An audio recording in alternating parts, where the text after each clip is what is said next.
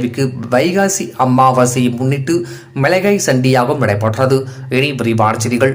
அரியலூர் மாவட்டம் பொய்யாதநல்லூர் கிராமத்தில் அமைந்துள்ளது சாமுண்டீஸ்வரி அம்மன் ஆலயம்.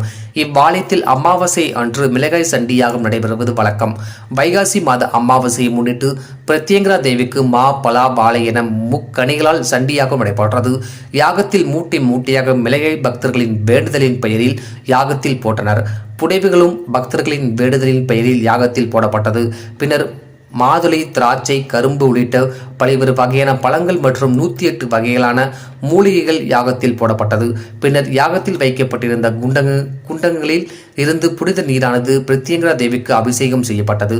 தொடர்ந்து சிறப்பு ஆராதனையும் நடைபெற்றது. யாகத்தில் ஈரோடு, சேலம், கன்னியாகுமரி, கடலூர், மதுரை, சென்னை, பெரம்பலூர், தஞ்சாவூர், கோயம்புத்தூர், திருச்சிராப்பள்ளி உள்ளிட்ட பல்வேறு மாவட்டங்களில் இருந்து ஏராளமான பக்தர்கள் கலந்து கொண்டனர். தீபாராதனைக்கு பின்பு அம்மனை ஊஞ்சலில் வைத்து தாலாட்டு பாடப்பட்டது. கலந்து கொண்ட பக்தர்கள் அனைவருக்கும் அன்னதானம் வழங்கப்பட்டது. டிஎன் செய்திகளுக்காக அரியலூர் மாவட்ட செய்தியில் SP ரவிச்சந்திரன்.